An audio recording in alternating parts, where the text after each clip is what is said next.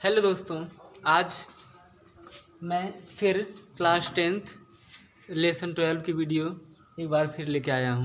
इसके पहले वाली वीडियो में हम अम्ल, क्षार और लवण के इंट्रोडक्शन के बारे में पढ़े थे और आज हम अम्ल होता क्या है, क्षार क्या होता है और लवण क्या होता है उसके बारे में आज हम पढ़ेंगे। ठीक, तो उस दिन जो हमने इंट्रोड्यूस किया था आप लोगों को अम्ल, क्षार और लवण के बारे में, थोड़ा सा उसके बारे में चर्चा करेंगे।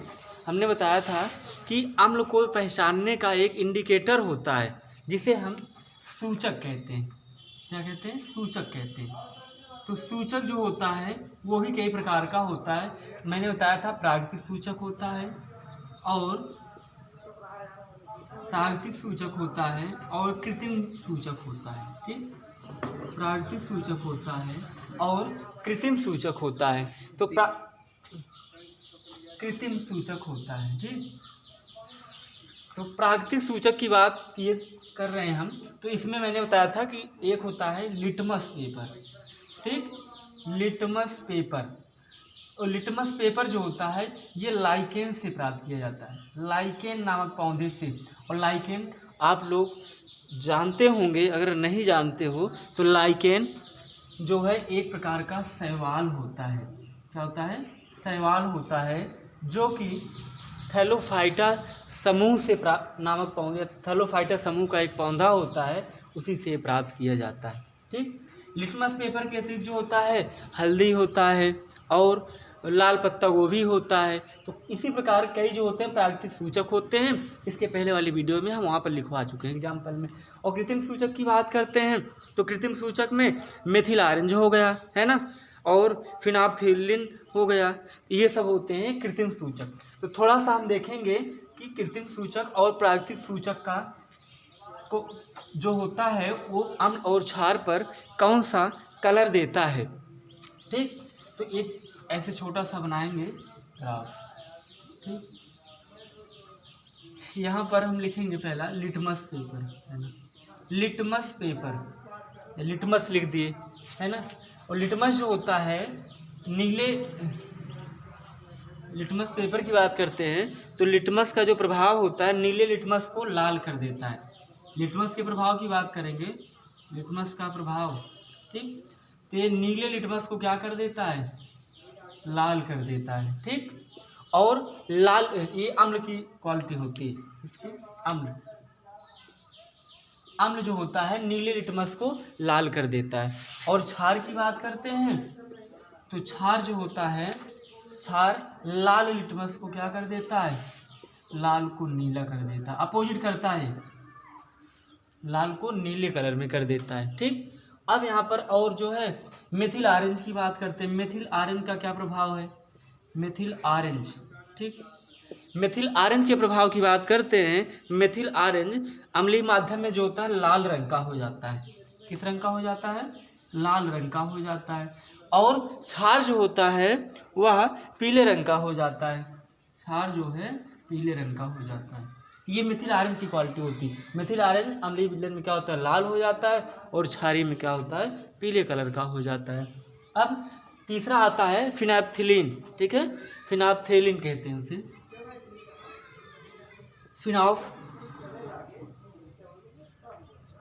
फिनोल्फथेलिन।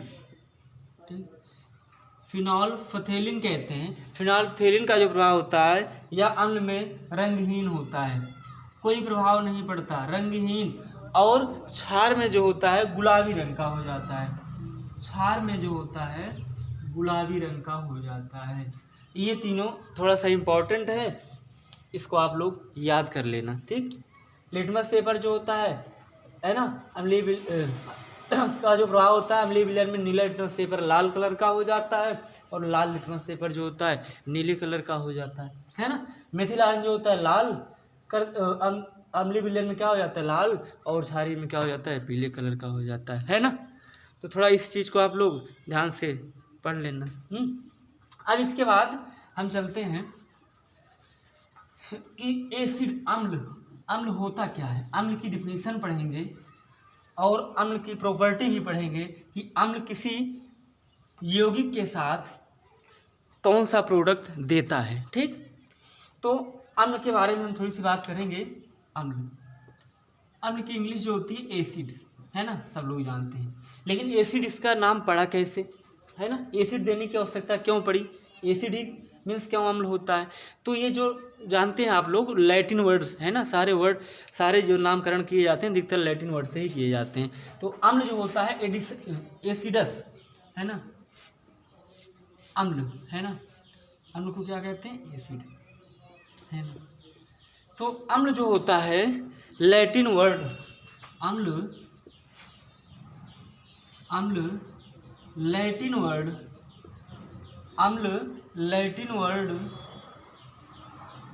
वर्ड एसिडस से मिलकर बना है। लैटिन वर्ड एसिडस से मिलकर बना है, एसिडस से मिलकर बना है, एसिडस से मिलकर बना है, जिसका अर्थ होता है, जिसका अर्थ होता है, जिसकी मीनिंग होती है सोर, SOUR, सोर कहते हैं है ना, जिसका अर्थ होता है सोर, ब्रैकेट में से क्या कहते हैं, खट्टा, क्या कहते हैं। ठीक, कहने का मतलब अम्ल का मतलब क्या होता है, सोर, सोर मीन्स क्या होता है, खट्टा, है ना। तो जनरली हम लोग यही कहते हैं कि अम्ल जो स्वाद में खट्टा होता है उसे हम क्या कहते हैं, अम्ल कहते हैं, है ना। वैसे देखा जाए तो ये डिफिनीशन जो दिया है वॉयल ने दिया है, वॉयल एक वैज्ञानिक थे, है ना, वॉयल ने ही दिया है इसकी डिफिनीशन। तो वॉयल के बाद अनेकों वैज्ञानिक आ गए, है ना, वॉयल के बाद आर्हेनियस आ गए, आर्हेनियस की उदाहरण, उसके बाद ब्राउनस्टेड लाउरी आ गए, है ना, ब्राउनस्टेड लाउरी के बाद लुईस आ गए, लुईस के बाद भी सिजिविक, ऐसे कई वैज्ञानिक आ गए, है ना। तो अलग अलग अम्लों की परिभाषा उसने दिया है। तो ये जो है वॉयल की उदाहरण रहती है, हमने बताया अम्ल लैटिन वर्ड एसिडस से मिलकर बना है, इसका अर्थ होता है सोर, खट्टा, है ना, या एक वर्ड में कह सकते हैं जो स्वाद में खट्टा होता है उसे हम क्या कहते हैं, अम्ल कहते हैं, है ना। एक लाइन में हम कह सकते हैं कि जो स्वाद में खट्टा होता है, जो स्वाद में खट्टा होता है, जो स्वाद में खट्टा होता है उसे अम्ल कहते हैं, उसे अम्ल कहते हैं या एसिड कहते हैं। ठीक, उसे अम्ल कहते हैं, ये होता है डिफिनीशन वॉयल के अनुसार। ठीक है, अब आर्हेनियस की उदाहरण को पढ़ते हैं हम। आर्हेनियस का आयनन सिद्धांत, है ना, चलो थोड़ा सा इसको हम इरेज करते हैं, आप लोग इसको स्क्रीनशॉट ले लेना, है ना। तो बताए आर्हेनियस का आयनन सिद्धांत। तो आयनन होता क्या है, आयनन मीन्स होता है वियोजन, है ना। तो जब किसी विद्युत अपघट्ट के विलयन में वैद्युत प्रवाहित की जाती है तो वह वियोजित हो जाता है, वियोजित मतलब टूट जाता है। जैसे बात करते हैं, ये Cl हो गया ना, ये Cl में अगर हम विद्युत को प्रवाहित करेंगे तो होता क्या है, H+ और Cl- में टूट जाता है। ये आयनन सिद्धांत। आयनन का मतलब होता है जो आयनित हो जाए, प्लस और माइनस आयनों में जो वियोजित हो जाए उसे हम आयनन कहते हैं। तो आर्हेनियस का आयनन सिद्धांत के अनुसार उन्होंने परिभाषा दिया है। ठीक, तो चलते हैं आर्हेनियस की अवधारणा को हम पढ़ते हैं। ठीक, आर्हेनियस के आयनन सिद्धांत के अनुसार, आर्हेनियस के आयनन सिद्धांत के अनुसार, आर्हेनियस के आयनन सिद्धांत के अनुसार, आयनन के सिद्धांत के अनुसार,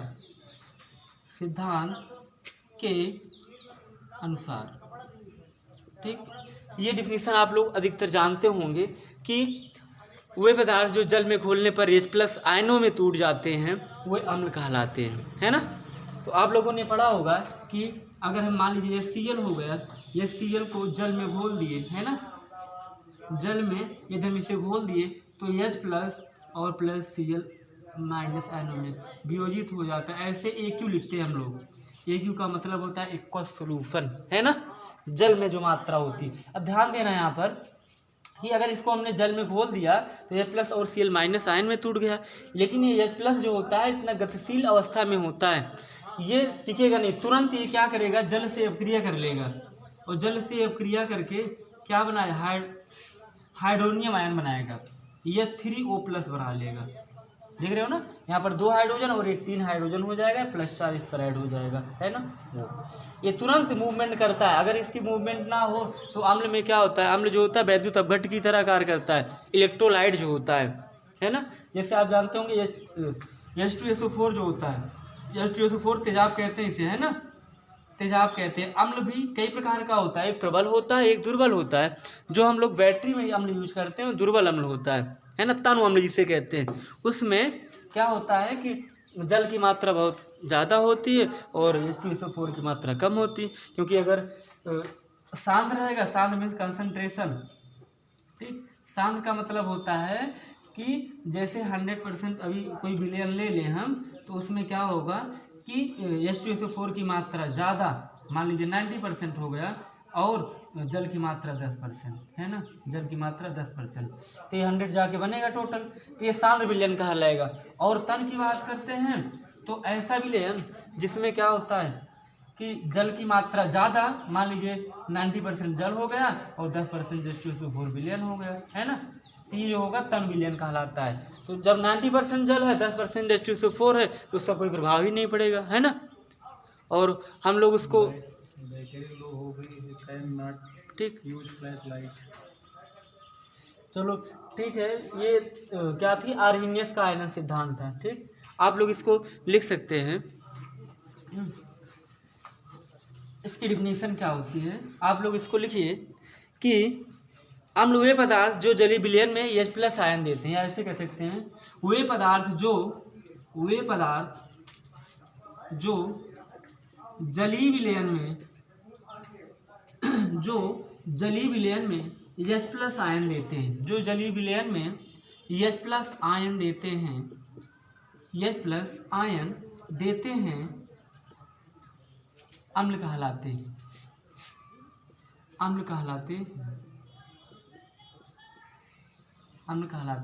ठीक है। H+ आयन के सिवा कोई आयन नहीं देगा, ऐसा नहीं, ठीक है।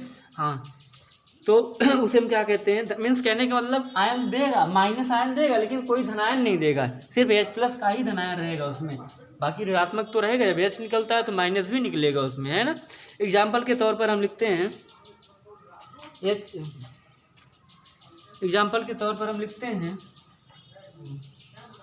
HCl, है ना। HCl की बात करते हैं तो HCl जल से अपक्रिया करके, ठीक, HCl की बात करें, यहाँ पर चाहे AQ लिख सकते हैं या H2 ऐसे लिख दीजिए, चाहे आप हिंदी में जल लिख दीजिए, है ना, ऐसे लिख दीजिए। ये जो बनेगा H+ बनेगा, यहाँ पर AQ ऐसे लिख देना थोड़ा सा, और Cl माइनस कर देना, ठीक है। यहाँ भी आप AQ लिख सकते हैं, ये चाहे तो इसको हटा के यहाँ भी आप AQ लिख दें, तब भी काम चल जाएगा, है ना। जल ना लिखो, यहाँ पर AQ लिख दो, उससे भी आपका काम चल जाएगा, ठीक। ये होता है जल। और हमने बताया था तुरंत ये जो होगा H+ आयन तुरंत जल से अपक्रिया करता है, क्योंकि मूवमेंट करता है, और इसी मूवमेंट के कारण ही अम्ल में जो होता है विद्युत का प्रवाह होता है। अगर ये तुरंत यहाँ पर टिक जाए और गति ना करे, ये गति करता रहता है विलयन में, गति करके तुरंत जल से अपक्रिया करके यह 3O+ आयन हाइड्रोनियम आयन बना लेता है, ठीक है। हाइड्रोनियम आयन कहते हैं, हाइड्रोजोनियम आयन कहते हैं, ठीक, हाइड्रोनियम आयन कहते हैं, ठीक, इसे ये 3O+ को, ठीक। ये होता है अम्ल की डिफिनीशन।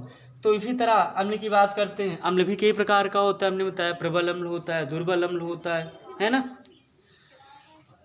ये हो गया HNO3 हो गया, H2SO4 हो गया, कई प्रकार के होते हैं। H2SO4 की बात करते हैं, दूसरा एग्जाम्पल, पहला एग्जाम्पल, दूसरा एग्जाम्पल, है ना। यहाँ A भी जल से या AQ से क्रिया करेगा, चाहे यहाँ AQ कर दो आप, ठीक। तो बनेगा क्या, यहाँ पर देखना H+ SO4 माइनस, लेकिन यहाँ पर 2 हाइड्रोजन है, यहाँ पर 2 लग जाएगा, जब यहाँ 2+ हो जाएगा तो यहाँ 2- हो जाएगा, है ना। AQ लिखना मस्ट है, ठीक। ये हो जाएगा दूसरा एग्जाम्पल। इसी तरह का एग्जाम्पल है, लेकिन जो हमने लिखा है HCl और H2SO4 ही लिखा है इसमें, ठीक। चल रही है अभी थोड़ा सा इसमें हम बात करते हैं। अब देखना इसकी कुछ प्रॉपर्टी भी है, कुछ इसके सामान्य गुण भी हैं। अब गुण की बात करते हैं, जैसे HCl हो गया, है ना। HCl गैसीय अवस्था में भी होता है। अब क्या गैसीय अवस्था में वो अम्ल थोड़ी होगा, लेकिन जब HCl जो होगा लिटमस पेपर से अपक्रिया करके कोई कलर नहीं देता, क्योंकि HCl गैसीय अवस्था में होती है। तो HCl को पहचानने के लिए जल में अगर ना घोलें तो इसको हम पहचान नहीं सकते अम्ल है ना। तो HCl जो होता है नम लिटमस पेपर पर अगर डालते हैं HCl गैस को, तब वह बताएगा कि यह अम्ल है ना। नम लिटमस पेपर उसमें थोड़ी सी जल की मात्रा में भीगा होना चाहिए, तभी ये बताएगा, क्योंकि HCl गैस अवस्था में भी होती है। अब इसके थोड़े से सामान्य गुण के बारे में बताएंगे, आप लोग उसको लिख सकते हैं। चलो इसको बढ़िया से आप लोग उतार लीजिए। अब इसके कुछ सामान्य गुण हैं कि क्या सारे पदार्थ जो H+ आयन देते हैं वो अम्ल ही होते हैं। अब देखिए जैसे अमोनिया की बात कर ले हम, अमोनिया में भी तो हाइड्रोजन होता है, लेकिन वह अम्ल नहीं होता है ना। तो आरएनएस की अवधारणा वहाँ जाकर फेल हो जाती है। आप देखिए NH3 क्या होता है, NH3 में भी तो हाइड्रोजन होता है, NH3 में भी तो हाइड्रोजन होता है, लेकिन यह अम्ल नहीं होता है ना। क्यों, यहाँ पर इनकी अवधारणा फेल हो जाती है। इसके बाद ब्रांस्टेड लाउरी फिर देते हैं ना, H+ के अनुसार इनकी अवधारणा यहाँ पर फेल हो जाती है। और जानते हैं आप एथिल अल्कोहल हो गया, ग्लूकोज हो गया, C2H5OH भी हो गया, इसमें भी तो हाइड्रोजन होता है, लेकिन यह अम्ल नहीं होता है ना। यहाँ पर आरएनएस की अवधारणा क्या होती है, फेल हो जाती है। ग्लूकोज हो गया, इसमें भी हाइड्रोजन होता है, लेकिन ये भी क्या होता है, अम्ल नहीं होता है ना, क्योंकि यह H+ आयन नहीं देता है। जो H+ आयन देता है वही क्या होता है, अम्ल होता है। तो यहाँ पर इनकी अवधारणा क्या हो जाती है, फेल हो जाती है ना। तो ये सामान्य गुण में यही थोड़ा सा हमें टॉपिक बना के लिखना है कि सभी अम्लों का हाइड्रोजन आवश्यक है। सभी अम्लों में हाइड्रोजन आवश्यक है, क्योंकि हाइड्रोजन के कारण ही अम्ल में विद्युत का क्या होता है, प्रवाह होता है। क्योंकि H+ आयन जब तोड़ते हैं तो विलयन में क्या करते रहते हैं, गति करते रहते हैं। अगर गति नहीं करेंगे तो विद्युत का प्रवाह क्या होगा, नहीं हो पाएगा, है ना। लेकिन हमने बताया था कि ऐसे पॉइंट डालकर लिखना, ये आवश्यक नहीं है कि सभी अम्लों में H+ आयन की मात्रा हो, है ना। H+ आयन की उपस्थिति में कोई भी विलयन जो होता है, कोई भी अम्ल जो होता है, विद्युत का सुचालक होता है ना। ग्लूकोज और एथिल अल्कोहल में H+ आयन की अनुपस्थिति के कारण वह अम्ल नहीं होता है। उसमें हाइड्रोजन की मात्रा होती है, लेकिन अम्ल नहीं कहलाता है। इसी तरह कई भी ऐसे एग्जाम्पल होते हैं, ठीक। थोड़ी सी एक इम्पॉर्टेंट फैक्ट ये भी है कि अम्ल को उत्पन्न करने के लिए क्या करते हैं, अगर हम अम्ल को उत्पन्न करेंगे तो अम्ल में जल नहीं मिलाएंगे, है ना। क्योंकि अम्ल में अगर जल मिलाते हैं तो अम्ल से थोड़ा सा उष्मा की मात्रा ज़्यादा बनेगी, क्योंकि कंसंट्रेशन अवस्था में होता है, उत्तेजित अवस्था में होता है। थोड़ा सा भी जल मिलने पर उसमें क्या होती है, उष्मा का प्रवाह होने लगता है। तो इसके लिए क्या करते हैं, अम्ल में जल नहीं मिलाते हैं, जल में अम्ल को मिलाते हैं। जल में अम्ल को मिलाएंगे तो धीरे धीरे, जैसे आप लोग जानते होंगे, अगर घरों में जो तेल, गर्म तेल होता है ना, उसमें अगर पानी की मात्रा बढ़ जाती है तो थोड़ी सी क्या होता है, बड़ी तेज़ी के साथ उसमें धुआं निकलने लगता है ना, उष्मा। लेकिन अगर आप जल ले लो, जल में आप चाहे गर्म तेल मिलाओ, धीरे धीरे मिलाते रहो, उसको हिलाते रहो, तो पूरा तेल जो होता है जल में मिल जाएगा।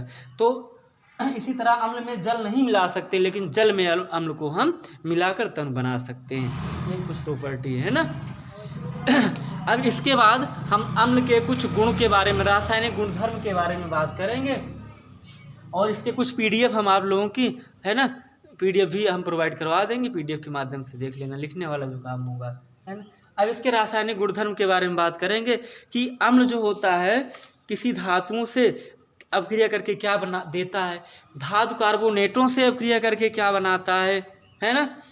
तो ये सारे जो, जैसे कभी कभी पेपर में आता है एग्जाम में कि अगर अम्ल की क्रिया किसी धातु से करा दिया जाए, जिंक से करा दिया जाए, है ना, जैसे देख लेना, ये जिंक हो गया, HCl की क्रिया इसमें हम करा दें, ध्यान देना। तो यहाँ पर बनता क्या है, HCl से जब क्रिया हो जाती है तो हमेशा कोई भी धातु जब HCl से क्रिया करता है, HCl क्या अम्ल है, अम्ल से कोई भी धातु क्रिया करती है तो हाइड्रोजन गैस मुक्त होती है। कोई भी अम्ल जो हो, धातु से क्रिया किया, जिंक से क्रिया किया, सोडियम से क्रिया किया, है ना, मैग्नीशियम से क्रिया किया। कहने का मतलब जितने भी क्षार धातुएं और क्षारीय मृत धातुएं होती हैं, भाई स्टार्टिंग के प्रथम वर्ग और द्वितीय वर्ग ही तो धातु है ना, तो उससे कोई भी अम्ल क्रिया करता है तो हाइड्रोजन मुक्त करता है। अब इसके बाद जो बचा, H2 निकल गया, ZnCl2 बना। ZnCl2 बना, है ना। ये होता है, ये बहुत मेन फैक्ट है कि कोई भी धातु हो गई, धातु का मतलब जानते हो, आयरन भी धातु है ना, कॉपर भी धातु है, कोई भी धातु जो होती है अम्ल से क्रिया करती है तो हाइड्रोजन गैस मुक्त करती है। अब देखते हैं, ये पहला टॉपिक था, इसको हम नेक्स्ट वीडियो में बनाएंगे, ठीक है। तो कार्बोनेटों से क्रिया करने पर क्या बनाता है ये सारे अगले नेक्स्ट वीडियो